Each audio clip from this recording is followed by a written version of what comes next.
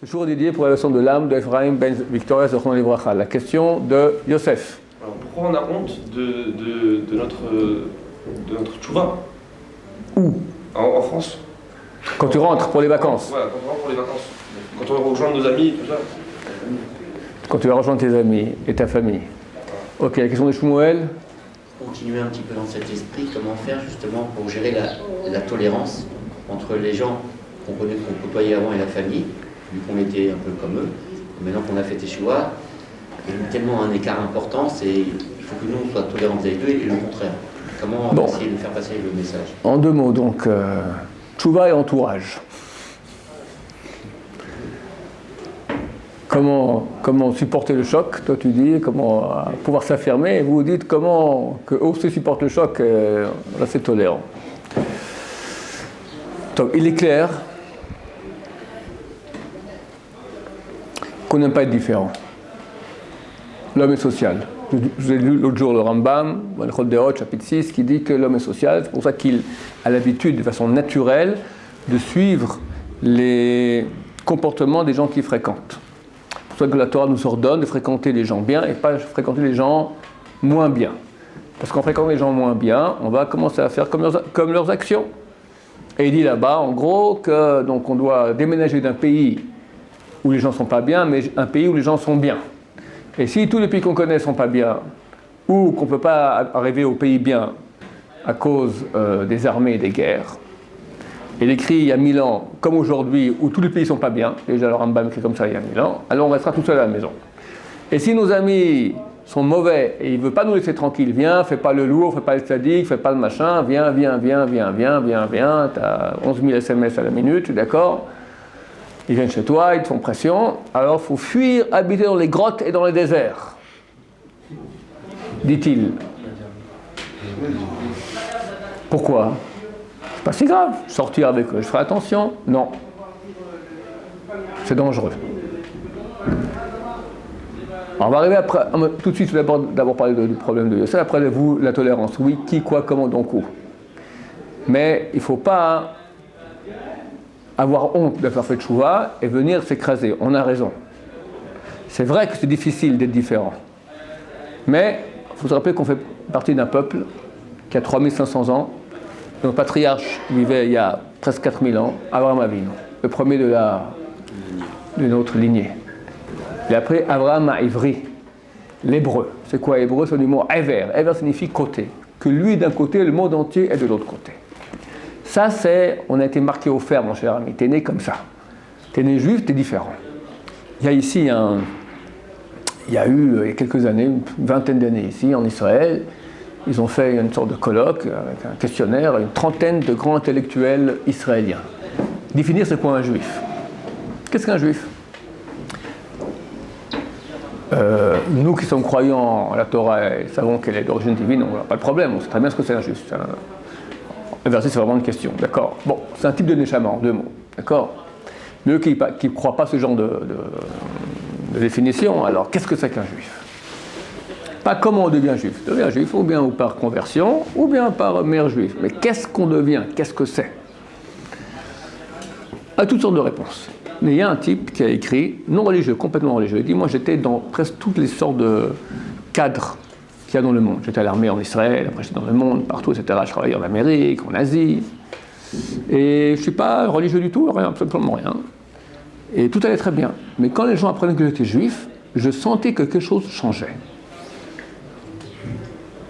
Inexplicable. Je n'ai pas d'explication à ça. L'explication, neshama.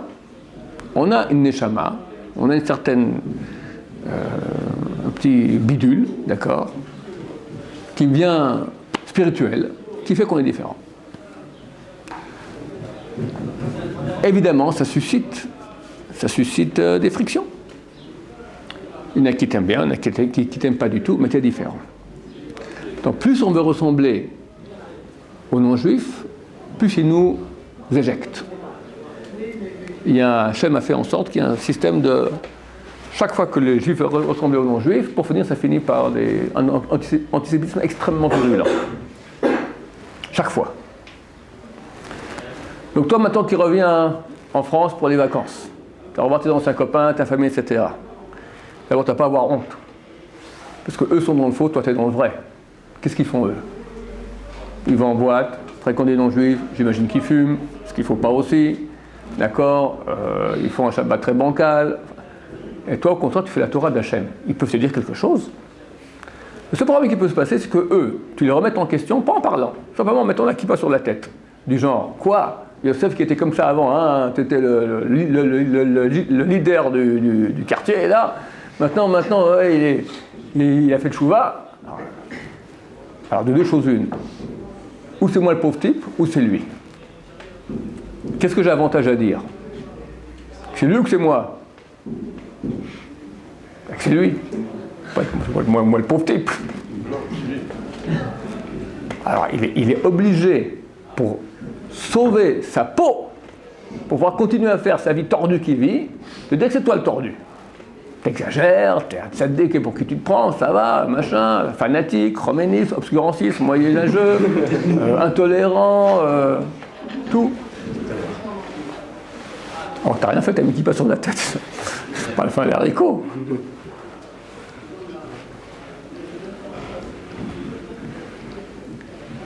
Alors d'abord être souriant, gentil, là on arrive à la tolérance. Et souriant, gentil. Pas leur parler de Torah. Si eux te demandent, tu réponds. Si eux ils ont peur que tu vas les embêter avec la Torah, ils sortent les griffes. Si tu vois que non, tu es souriant, tu parles de tout sauf de Torah, bon ça va, après tout c'est pas trop menaçant. Et là ils vont poser des questions, mais dis-moi comment c'est? Et là, boum.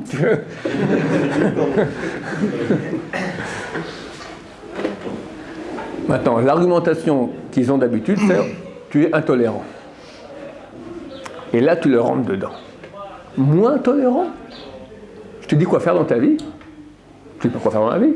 Tes parents, par exemple. Avec des amis, ça va encore, mais avec tes parents, par exemple. D'accord? Tu es devenu intolérant. Ben, moi, je ne dis pas quoi faire.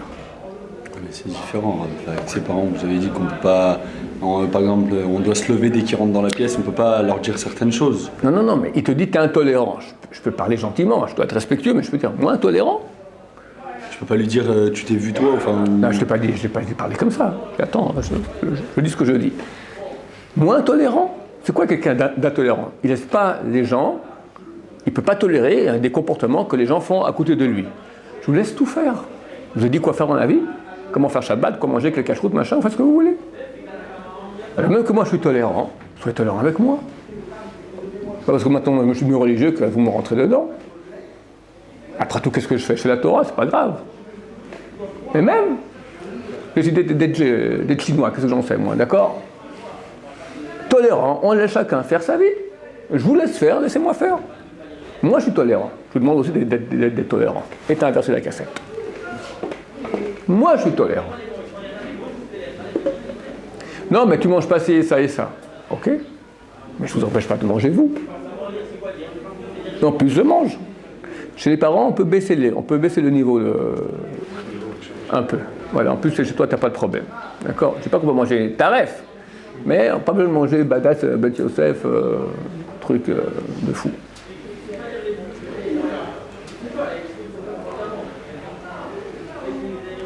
Et après, il faut parler. Ils vont dire pourquoi. Je me sens bien comme ça, c'est pas un bon argument. Bon, moi je me sens bien en boîte, d'accord? C'est pas très. L'argument il est super solide. Il est très facile.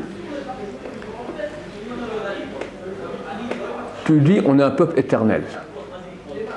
Je suis fier d'être juif. Eux aussi ils le sont.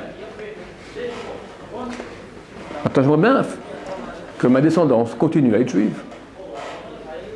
On a 3500 ans d'histoire. Et dans ces 3500 ans, peu du peuple juif ont survécu, sont restés juifs. Très peu. Le calcul est très simple, je l'ai fait plusieurs fois devant vous, je vais le refaire. Les bouquins d'histoire disent qu'il y a 2000 ans, on représentait 8% de la population mondiale. 8%. Et on était 6 millions de juifs, il y a 2000 ans. 2 millions en terre d'Israël, 2 millions en Babylonie, 1 million à Alexandrie et 1 million disséminés dans l'Empire romain. 8%. Aujourd'hui, il y a 7 milliards d'habitants sur la planète Terre. Au prorata, on devrait être combien? Il faut faire 8% de 7 milliards. Ça fait 560 millions. Je ne suis pas bon calculateur, mais je sais déjà, j'ai fait 40 fois la même conférence. D'accord? 560 millions. On devrait être 560 millions, la moitié des Chinois. L'Amérique et la Russie sont loin derrière. Et on est combien? 15. Allez, je veux bien 15.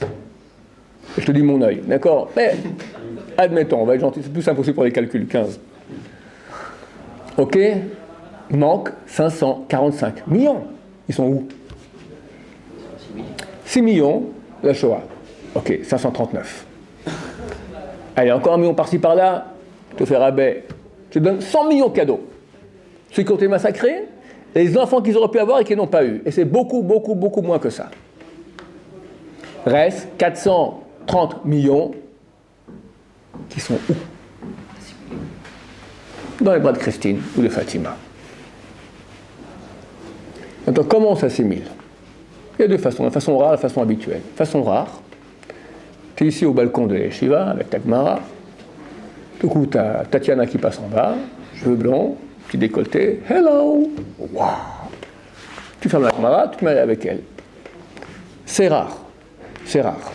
D'habitude, il y a une dégression progressive ou une progression dégressive. Une progression dégressive ou une dégression progressive. Moi, j'ai fait plusieurs fois ici. J'en fais encore? Oui. Non, ça fait trop lourd, ouais. Bon, qu'ici dans la salle, l'arrière-grand-père n'était pas Shomer Shabbat. L'arrière-grand-père? Ouais. Je sais qu'il était. Bon, alors ça va. Qui lève la main? Une, deux personnes. Qui, donc majorité écrasante, des descendants de gens qui étaient Shomer Shabbat. Qui dans la salle maintenant, dans sa famille proche? Ça veut dire parents, oncle, tante, cousin, cousine, neveu, nièce, enfants, tout du premier degré. Tout le monde ne fréquente que des juifs, au niveau de fréquente de mariage, concubinage, copain, copine. 1, 2. Que des juifs. Combien? Levez la main bien. 1, 2, 3, 4. Donc ici aussi, majorité, dans la famille, il y a déjà Christine ou Fatima. Ça veut dire que bien que l'arrière-grand-père est pratiquant, néanmoins, en route, on a perdu. Le grand-père, il pratiquait. Son fils, un peu moins. Son petit-fils, encore un peu moins. Et vous, presque plus du tout, avant de venir à la yeshiva. Et votre cousin, cousine, nièce, non, il va à la fac. Il rencontre Françoise, Suzanne ou Jennifer. Et puis elle est sympa. Et Rachel, elle est là, on a essayé, elles sont casse-pieds. Et elles sont dures. Et Jennifer, elle est blonde. Et voilà, et tas d'avantages, soi-disant. Et pourquoi pas? Et puis en plus, elle adore les juifs. Et elle veut faire brit milah à ses enfants, elle veut habiter Israël, elle fait mieux la daf que ta mère, et tout, la totale. Alors pourquoi pas? Et comme ça, on a perdu 440 millions de juifs. Hitler, à côté, c'est la gnognotte. Vous dites, oui, mais Hitler, oui, Hitler, c'est violent, c'est méchant, je suis d'accord, c'est cruel. Ça, c'est une mort lente. En tout cas, au niveau du chiffre des morts, sans prendre en considération si c'était mort violente ou mort, et excusez-moi, du point de vue juif, quelqu'un qui est mort dans les camps, brûlé, chassé shalom, son âme va à l'endroit le plus haut possible imaginable dans le Hamaba. Donc c'est non seulement une mort, mais une mort spirituelle. Le corps, il va très bien, il est content de Christine, d'accord? Mais encore, allez savoir. Parce qu'il a des regrets, des machins, et sa famille, elle n'aime pas ça, et une vie d'enfer. Puis après, au Hamaba, dans le baba. T'en auras pas. En enfer. Et toi, tu dis, écoutez, c'est clair. Si je continue comme ça, mon fils sera peut-être juif, mes petits-enfants, la moitié sera de Chagoy. Il n'y a aucun doute là-dessus. Si toi, tu ne pratiques pas, ton fils il va à la fac, pourquoi pas? Pourquoi pas? Ok, on a encore le... Mais parlez pas des enfants, 1 sur 2, Maref Goya, il n'y a aucun doute là-dessus. Comme aujourd'hui, à Israël, ils vont me dire, en Israël, avec des juifs. Il y a presque autant d'Israéliens à l'étranger qu'en Israël. Presque autant. En Amérique, il y en a 3-4 millions. D'Israéliens. D'Israéliens. Qui n'ont pas les anticorps que tu as eu toi. Parce que toi, en France, il y a les goïms et il y a nous. Donc, on n'est pas les mêmes. Eux ne connaissent pas ça. Eux, quand tu vas manger, toi, tu fais attention à ce que tu manges. C'est la cachère, plus ou moins. McDo, McDo fish, McDo truc, McDo qu'est-ce que j'en sais, d'accord, tu fais attention, plus ou moins. Ça oui, ça non, ça oui, le porc non, les langoustes oui, la fin, tu fais attention.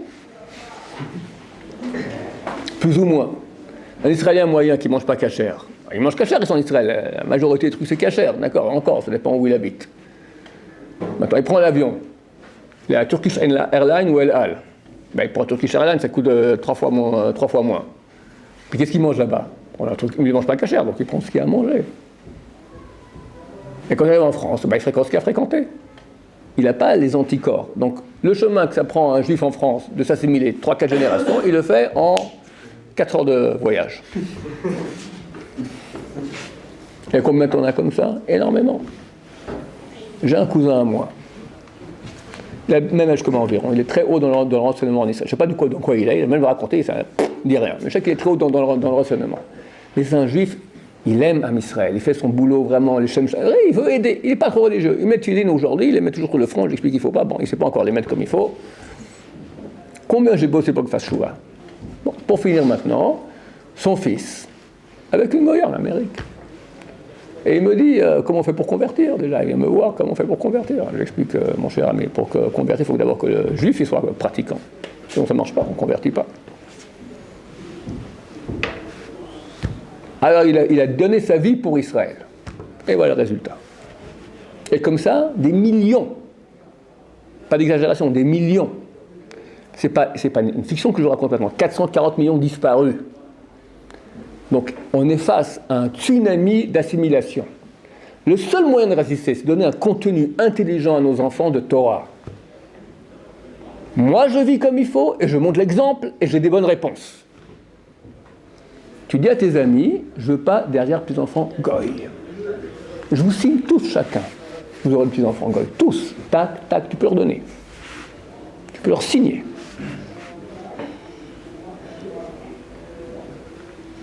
Sans parler que tu fais la Torah, donc tu as tout gagné.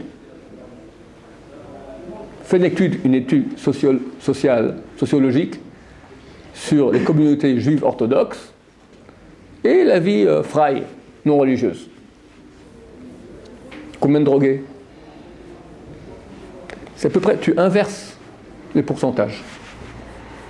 Tu as 2% de non-drogués dans le monde fraï. Allez, 5% de non-drogués. Hein? Pas à ce point. Quand je dis drogué, quelqu'un qui a touché à ça. T'as un jeune qui n'a pas touché à ça? C'est quoi la drogue pour moi? THC, benzo, coke, héroïne, morphine, LSD, ecstasy. Le cannabis, par exemple.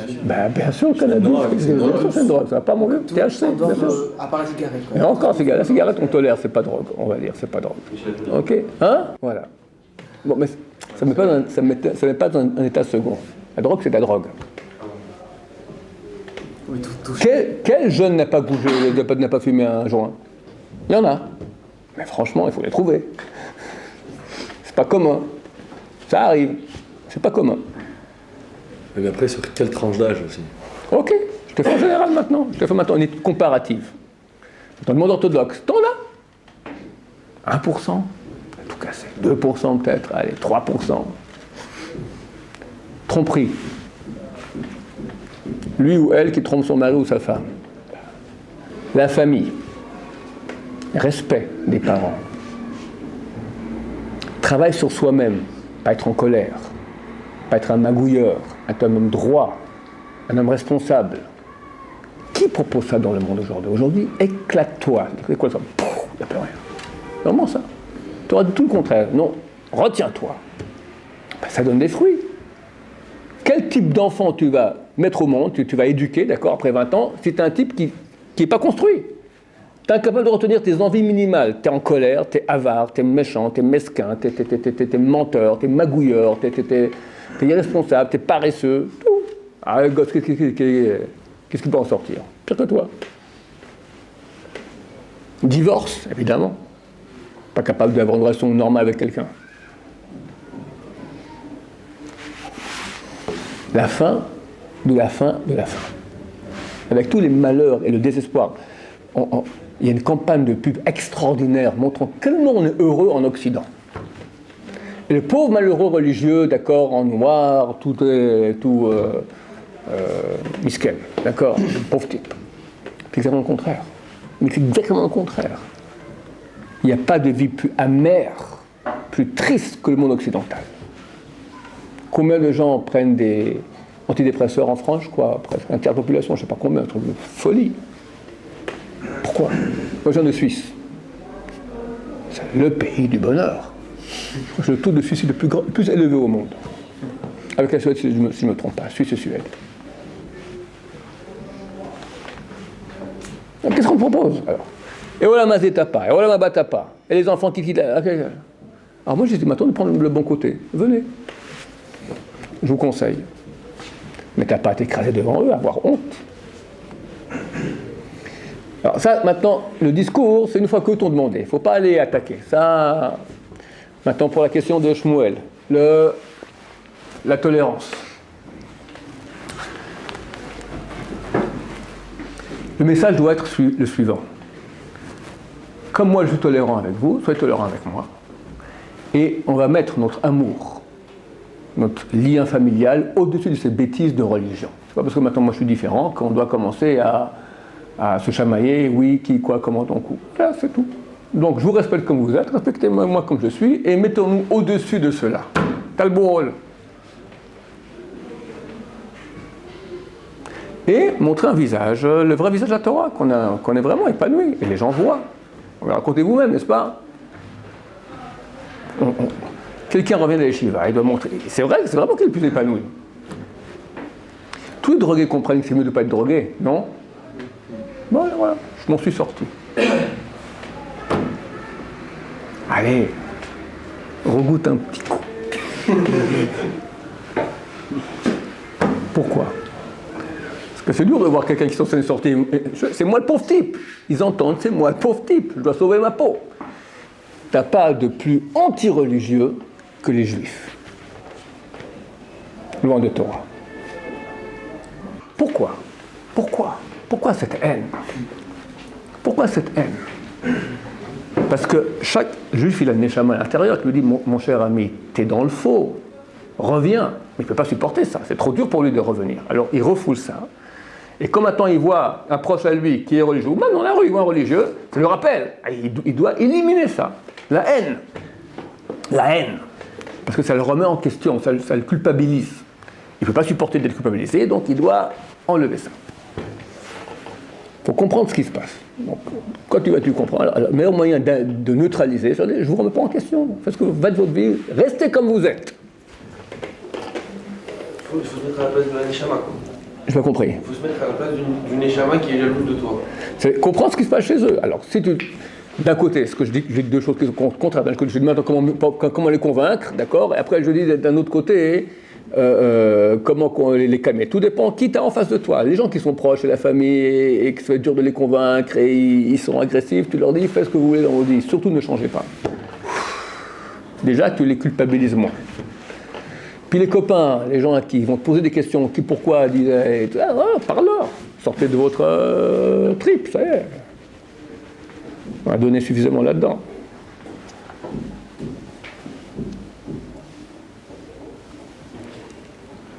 Et beaucoup prier à Hachem, parce que tu vas dans un endroit qui est... Il faut faire attention. Moi je t'ai dit, tu sors pas de la maison. Tu sors, mais dans un endroit cachère.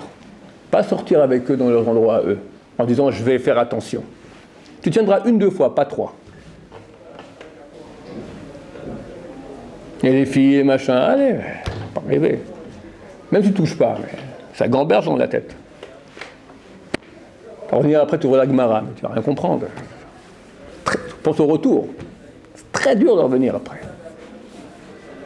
Alors, j'ai changé. Je ne sais plus ce que je faisais avant. Et quoi? C'est légitime, il faut choisir. Il faut choisir ce qu'on veut. Ou Dieu, ou la Touma. Tu dis quoi? Tu dis pas les deux. Vraiment pas les deux. Et voilà, le truc dans l'avion, tu dis, c'est pas les deux. C'est ou ça, ou ça. Après, tu peux être moderne. En même temps avec ça. Il est moderne, il n'est pas habillé en racine, c'est quoi moderne? Il a mis un petit pas sur la tête, quoi. Je dis, moi, il est moderne, il est moderne. Moi, je suis peut-être pas moderne, lui, il est moderne, ça va. Pour le moment.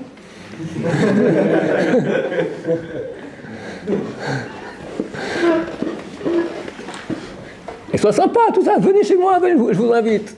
On fait une... qu'est-ce que j'en sais, moi?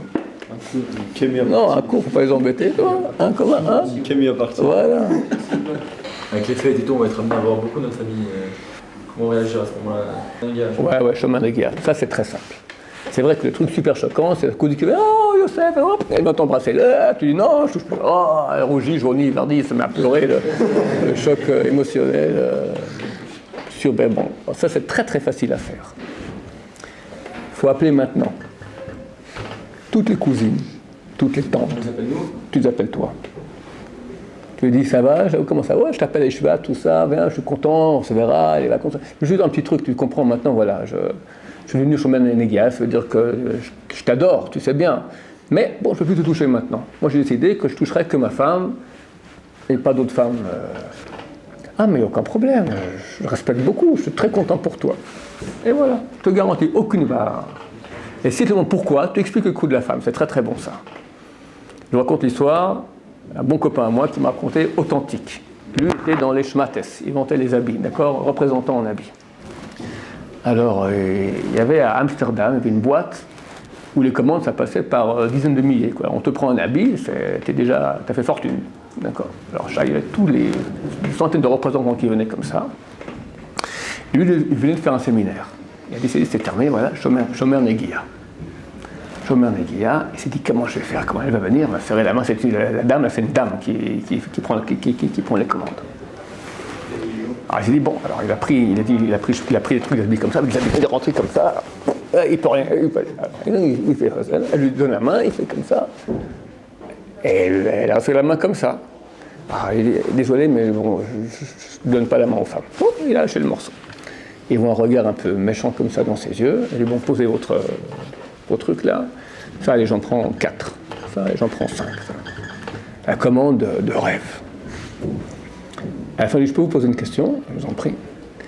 Il y a dehors 500 personnes qui sont prêtes à me lécher le bout des pieds pour que je fasse une commande comme je le fais maintenant. Et vous ne me serrez pas la main, vous pouvez m'expliquer s'il vous plaît? Je vais expliquer, madame, aucun problème. J'aime ma femme. Et je veux que mon amour avec elle soit pur. Qu'il n'y a aucune autre femme qu'elle dans ma vie que elle. Donc je n'ai pas de contact physique avec personne d'autre. Comme ça je suis certain, il n'y a que elle. Elle allait chialer la bonne femme. Elle allait chialer. Parce que son mari, qu'est-ce qu'il fait? Il s'amuse, le papillon. Dis à une femme, tu as un mari qui pense qu'à toi. Il regarde que toi, il touche que toi. Elle est heureuse. Oui, mais nous, maintenant, de nos jours, comment on peut dire ça? Voilà, pas marié. Oui, mais moi, non, je me réserve. Je me réserve pour ma femme. Moi, je veux être pur pour ma femme. On peut dire ça à une tante. Hein? Non, on ne peut pas dire ça à une tante. Alors, qu'est-ce qu'on fait avec la tante? Non, tu peux expliquer à la tante, tu peux lui dire. Tu comprends, tata, c'est ou tout ou rien. Si je dis toi, après il y a la cousine aussi. La cousine, après la copine de la cousine. On peut passer ou tout ou rien. Baruch Adonai, Roman Vahameh.